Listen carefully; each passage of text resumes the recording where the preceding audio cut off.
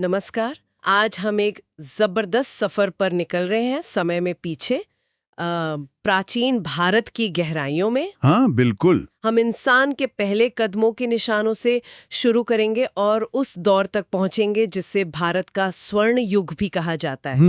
हमारे पास जो जानकारी है वो हजारों सालों में फैली हुई है। मतलब पत्थर के औजारों से लेकर आलीशान साम्राज्यों और गहरे दार्शनिक विचारों तक का एक पूरा नक्शा है। सही। और हमारा मकसद है दुनिया की सबसे पुरानी लगातार चलती आ रही सभ्यताओं में से एक के बनने संवरने को समझना। ये कहानी है कि कैसे इंसान ने सोचना शुरू किया, कैसे गांव शहर बने और कैसे कुछ विचार वक्त की मार झेलकर भी मतलब जिंदा रहे। ये वाकई एक असाधारण कहानी है। ये सिर्फ तारीखों और घटनाओं की लिस्ट नहीं है, बल्कि ये विचारों की, समाज की, संस्कृति के लगातार बदलते रहने की कहानी है। अच्छा। समझने वाली बात यह है कि भारत कैसे लगातार खुद को ढालता रहा, बदलता रहा, लेकिन अपनी एक पहचान, एक रूप को हमेशा बनाए रखा। ये एक निरंतर विकास की प्रक्रिया है। तो फिर कहानी को बिल्कुल शुरू से उठाते हैं। चलिए लगभग 12,000 साल पीछे, पाषाण युग में हाँ। मध्य प्रदेश की भीमबेटका गुफाएं। हाँ। जरा सोचिए, शुरुआती इंसान वहां रह रहे हैं और गुफाओं की दीवारों पर अपनी जिंदगियों के रहे हैं। शिकार करते हुए लोग, झुंड में नाचते गाते समूह। कमाल है। आज भी मौजूद ये पेंटिंग्स उस जमाने की जिंदगी की पहली तस्वीरें हैं। जैसे हजारों साल पुराने सोशल मीडिया पोस्ट्स। ये हमें दिखाते हैं कि सब कुछ कहां से शुरू हुआ। और यहीं से एक क्रांतिकारी मोड़ आता है, खेती की शुरुआत। हाँ, खेती। लोगों ने गेहूं, जौ, चावल उगाना सीख लिया। सुनने में ये शायद मामूली लगे, लेकिन इसने सब कुछ बदल दिया। सच में। कैसे? देखिए, खेती ने खाने की गारंटी दी, तो लोग एक जगह टिक कर रहने लगे, खासकर नदियों के किनारे। यहीं से गांव बसे और फिर उन गांवों से बने समुदाय। अच्छा। ये वो नींव थी जिस पे आगे चलकर शहर और बड़े समाज खड़े हुए। पेट भरने की चिंता थोड़ी कम हुई तो इंसान को सोचने रचने का वक्त मिला। इसी स्थिरता ने असल में आगे के विकास का रास्ता खोला। और इन्हीं शुरुआती बस्तियों ने फिर भारत के पहले शहरों की शक्ल ली। अब हम आ गए हैं सिंधु घाटी सभ्यता के दौर में, लगभग 2600 से 1900 ईसा पूर्व। हड़प्पा और मोहनजोदाड़ो। हाँ, हड़प्पा और मोहनजोदाड़ो जैसे नाम सामने आते हैं। इन शहरों की प्लानिंग तो कमाल की थी। एकदम सीधी सड़कें, ढकी हुई नालियों का बेहतरीन इंतजाम, बड़े-बड़े अनाज के गोदाम। बिल्कुल। आज के टाउन प्लानर्स भी देखकर हैरान होते हैं कि उस जमाने में इतनी सटीकता, इतनी व्यवस्था कैसे हासिल की गई। सही कहा। बिल्कुल, ये अपने समय से बहुत आगे थे। और हमें जानकारी मिलती है कि ये लोग दूर दराज मतलब मेसोपोटामिया तक व्यापार करते थे। अच्छा। गहनों का शौक रखते थे।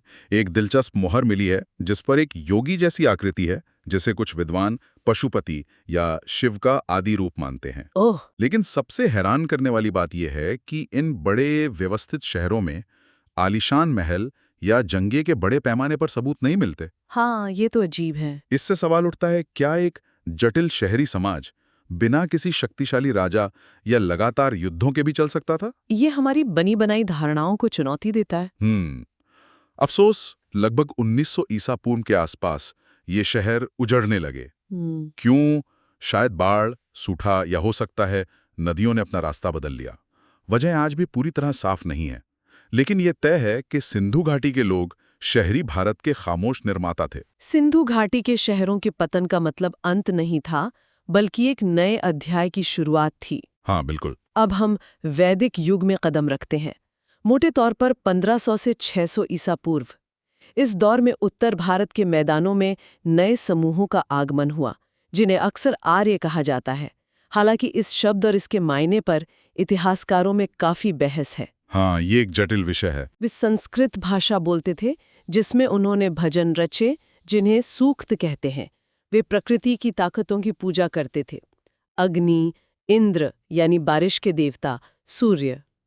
उनका सबसे पुराना और महत्वपूर्ण ग्रंथ है ऋग्वेद। और कमाल की बात यह है कि इसे लिखा नहीं गया, बल्कि इसे याद किया गया, गाया गया और गुरु से शिष्य तक सुनकर, बोलकर पीढ़ी दर पीढ़ी पहुंचाया गया। एक अद्भुत मौखिक परंपरा। हाँ, और ये सिर्फ रस्म रिवाजों का दौर नहीं था, ये गहरे विचारों के पनपने का भी समय था। अच्छा। जैसे यही हमें धर्म यानी सही आचरण या कर्तव्य, कर्म यानी हमारे काम और उनके नतीजे, और वर्ण यानी समाज को काम के आधार पर बांटने की व्यवस्था जैसी अवधारणाओं के बीच मिलते हैं। ओ, वर्ण व्यवस्था की शुरुआत। हाँ, शुरुआत में वर्ण व्यवस्था शायद कर्म या पेशे पर आधारित थी, लेकिन धीरे धीरे ये जन पर आधारित और ज्यादा जटिल होती गई।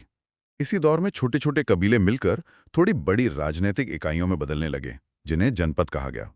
जनपद यानी अब लोग सिर्फ जी नहीं रहे थे, बल्कि समाज कैसे चले, नियम कानून क्या हों, ज्ञान कैसे सहेजा जाए, इन सब पर सोचना और व्यवस्था बनाना शुरू कर चुके थे। ये भारत की सामाजिक और दार्शनिक बनावट की नींव पड़ रही थी एक तरह से।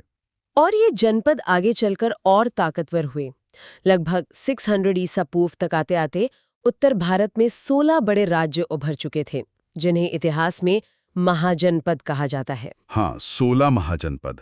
काशी, कोसल, वत्स, अवंती जैसे कई राज्य थे, लेकिन इनमें से एक, मगध, जो आज के बिहार के इलाके में था, धीरे धीरे बाकियों से आगे निकलने लगा। मगध का उदय। हाँ, इसकी वजह क्या थी? वहां जमीन में लोहा भरपूर था, जिससे बेहतर हथियार और खेती के औजार बने। सही। गंगा नदी के किनारे होने से व्यापार और आवाजाही में आसानी थी। और हाँ, वहां बिंबिसार और अजातशत्रु जैसे महत्वाकांक्षी और चतुर शासक भी हुए। ये दिलचस्प है कि एक तरफ मगध राजनीतिक और सैनिक ताकत बढ़ा रहा था, तो दूसरी तरफ उसी जमीन पर एक बिल्कुल अलग तरह की क्रांति जन्म ले रही थी, आध्यात्मिक क्रांति। बाद में बुद्ध कहलाए, और वर्धमान, जो महावीर बने। बुद्ध और महावीर दोनों ने जीवन के दुखों का कारण और उससे मुक्ति का रास्ता ढूंढा। उनकी शिक्षाओं से बौद्ध धर्म और जैन धर्म निकले, जिन्होंने भारत की सोच और नैतिकता पर गहरा असर डाला। गजब। जरा सोचिए, एक ही समय में एक तरफ साम्राज्य खड़ा हो रहा है, तलवारें चल रही हैं, और दूसरी तरफ अहिंसा और शांति का संदेश दिया जा रहा है। ये विरोधाभास भारत की कहानी को और भी गहरा बनाता है। मगध की इसी बढ़ती ताकत ने आगे चलकर भारत के पहले विशाल साम्राज्य की जमीन तैयार की, मौर्य साम्राज्य। हाँ, मौर्य, जिसका समय लगभग 322 से 185 ईसा पूर्व माना जाता है। चंद्रगुप्त मौर्य ने अपने गुरु चाणक्य, कौटिल्य, हाँ, चाणक्य, जिन्हें कौटिल्य भी कहते हैं और जिनकी लिखी अर्थशास्त्र आज भी पढ़ी जाती है, उनकी मदद से इस साम्राज्य की नींव रखी। ये अफगानिस्तान से लेकर दक्षिण भारत तक फैला था। बहुत बड़ा साम्राज्य था। चंद्रगुप्त के पोते हुए सम्राट अशोक, जिन्होंने साम्राज्य को और फैलाया, लेकिन फिर हुआ कलिंग का युद्ध। हाँ, कलिंग, आज के ओडिशा के पास। उस युद्ध में इतनी जानें गईं, इतना खून बहा कि उसने अशोक को अंदर तक हिला दिया। बिल्कुल, कलिंग की जीत अशोक के लिए एक भयानक अनुभव साबित हुई। युद्ध की क्रूरता देखकर उनका मन बदल गया। उन्होंने हिंसा का रास्ता छोड़ दिया और बौद्ध धर्म अपना लिया। सम्राट अशोक का धर्म परिवर्तन। हाँ, ये इतिहास में एक असाधारण मोड़ था। एक ताकतवर सम्राट युद्ध छोड़कर शांति, सहिष्णुता और अपनी प्रजा की भलाई को अपना सबसे बड़ा कर्तव्य मान रहा था। कमाल है। उन्होंने अपनी सोच को पत्थर के खंभों और चट्टानों पर खुदवाया, जिन्हें अशोक के शिलालेख कहते हैं। इन पर लिखे संदेश आज भी पढ़े जा सकते हैं, जिनमें वो कहते हैं, सभी मनुष्य मेरी संतान हैं। सभी मनुष्य मेरी संतान है। उन्होंने सिर्फ उपदेश नहीं दिए, बल्कि अस्पताल बनवाए, सड़कें बनवाईं, जानवरों के लिए भी सोचा। अशोक ने दिखाया कि एक शासक ताकतवर होने के साथ साथ दयालु और नैतिक भी हो सकता है। मौर्य काल में भारत ने न सिर्फ राजनीतिक एकता देखी, बल्कि एक नैतिक ऊंचाई भी हासिल की। अशोक के बाद मौर्य साम्राज्य की पकड़ थोड़ी ढीली पड़ने लगी और वो धीरे धीरे छोटे छोटे राज्यों में बंट गया। हाँ, विघटन शुरू हुआ। ये दौर लगभग 200 ईसा पूर्व से 300 ईस्वी तक का मौर्योत्तर काल कहलाता है। राजनीतिक तौर पर भले ही बिखराव आया हो, लेकिन ये दौर संस्कृति, कला और व्यापार के लिहाज से बहुत अहम और दिलचस्प रहा। सही कहा। ऐसा लगता है जैसे बड़ी नदी कई धाराओं में बट गई और हर धारा अपने तरीके से आगे बढ़ी। उत्तर पश्चिम से नए लोग आए, इंडो ग्रीक मतलब यूनानी, शक, कुषाण। हाँ, कई समूह आए। वे सिर्फ हमलावर नहीं थे, वे अपने साथ नए विचार, नए तरह के सिक्के ढालने का तरीका और कला की नई शैलियां भी लाए। हाँ, ये संस्कृतियों के मिलने का दौर था, एक तरह से फ्यूजन का। जैसे कुषाण शासक कनिष्क के समय में बौद्ध धर्म का मध्य एशिया और चीन तक जबरदस्त प्रसार हुआ। अच्छा, इसमें रेशम मार्ग यानी सिल्क रोड ने बड़ी भूमिका निभाई। सिल्क रोड ये सिर्फ रेशम या मसालों का रास्ता नहीं था, ये विचारों के आदान प्रदान का हाईवे बन गया था। भारतीय कहानियां, संस्कृत भाषा, गांधार कला जिसमें भारतीय और यूनानी शैली का मेल दिखता है, ये सब इसी रास्ते दुनिया के दूसरे हिस्सों तक पहुंचे। इस दौर में भारत सिर्फ एक देश नहीं बल्कि एशिया के लिए एक सांस्कृतिक पुल जैसा बन गया, जहां अलग अलग सभ्यताएं मिलती थीं, एक दूसरे से सीखती थी और मिलकर कुछ नया रचती थीं। व्यापार भी खूब फला फूला। और फिर आया वो दौर जिसे कई इतिहासकार भारत का स्वर्ण युग या क्लासिकल युग कहते हैं, गुप्त साम्राज्य। हाँ, गुप्त काल, लगभग 300 से लेकर 700 ईसी तक। इस दौर में चंद्रगुप्त प्रथम, उनके बेटे समुद्रगुप्त, जिन्हें भारत का नेपोलियन भी कह देते हैं, हालांकि ये तुलना थोड़ी खैर। हाँ, और फिर चंद्रगुप्त द्वितीय, विक्रमादित्य जैसे ताकतवर और कुशल शासक हुए।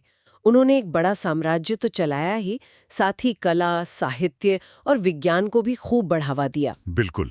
ऐसा लगता है जैसे स्थिरता और समृद्धि ने रचनात्मकता के लिए जबरदस्त माहौल तैयार कर दिया था। ये सचमुच ज्ञान और कला के शिखर का दौर था। इसी समय आर्यभट्ट जैसे महान गणितज्ञ और खगोल शास्त्री हुए। आर्यभट्ट, हाँ, जिन्होंने दुनिया को शून्य का इस्तेमाल सिखाया, पाई का मान काफी सटीकता से बताया और ये भी कहा कि पृथ्वी गोल है और अपनी धुरी पर घूमती है। सोचिए, उस जमाने में कितनी बड़ी बात थी। अविश्वसनीय। महाकवि कालिदास ने अभिज्ञान शाकुंतलम और मेघदूतम जैसे नाटक और काव्य लिखे, जिनकी खूबसूरती आज भी महसूस की जा सकती है। कालिदास। वास्तुकला में भी कमाल हुआ। देवगढ़ का दशावतार मंदिर या उदयगिरी की गुफाएं, जिसमें मूर्तिकला का अद्भुत काम दिखता है। इसे कुछ यूं कहा जा सकता है कि इस दौर में भारत ने पत्थरों में कविता लिखी और सितारों में गणित के समीकरण देखे। अब इस शानदार मुकाम पर पहुंच चुकी थी। हालांकि ये याद रखना जरूरी है कि स्वर्ण युग शायद समाज के हर तबके के लिए उतना सुनहरा ना रहा हो, लेकिन ज्ञान और कला के क्षेत्र में ये वाकई एक असाधारण दौर था। वाकई। भीमबेटका की उन पहली तस्वीरों से लेकर पाटलिपुत्र के शाही दरबारों और फिर गुप्त काल की वैज्ञानिक और कलात्मक ऊंचाइयों तक, ये सफर तो हैरत अंगेज है।